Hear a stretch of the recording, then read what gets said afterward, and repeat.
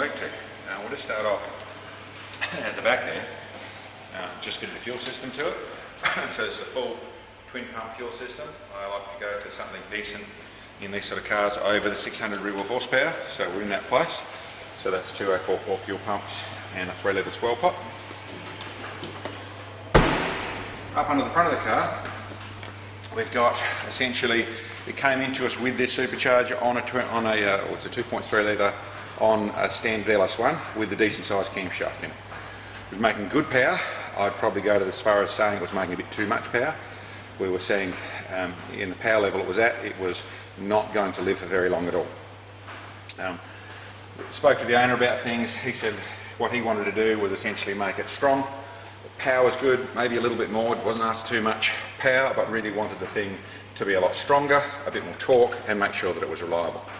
So, in the name of that, what we've done, pulled the engine out and put in a stroker crankshaft.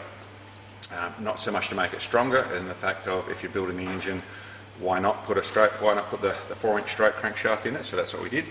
So there's a Kelly's comp star, a scat rods, or a set of scat rods, some custom SRP forged pistons, and then we've gone through, designed a custom camshaft to suit this, put dual springs on it, ARP studs all the way through, all the machining and balancing, all the things you'd normally expect in a stroker build.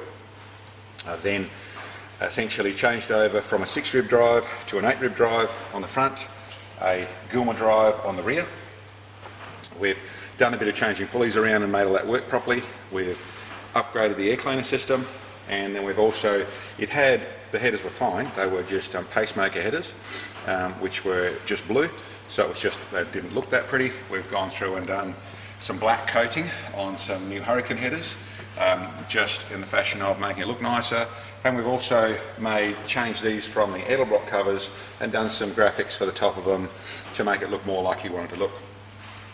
So over at the graph here, we've got it's a nice power graph. We're not pushing too hard on it.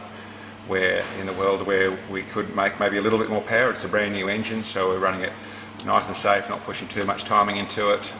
It's going to look after itself nicely here. This is essentially just over 6,000 revs. It's backing off a little bit as it goes to the 6,700, 6,800 that we're running to, but really holding its power up there pretty nicely. So the 620 horsepower is still good power for what this combination is. As you can see, it's got a nice curve. There's a nice arc through that mid-range curve. 500 horsepower at about 4,500 revs. That's really nice and strong. And we're starting back down at the 1,800 revs. We're starting at very good power, 200 horsepower at the wheels. So this is going to drive really, really well on the road for an LS1 Monaro, with essentially just the stroker LS1 engine in there. This is making really good power and going to drive really well. Roll on. Yeah, please so we can get it in.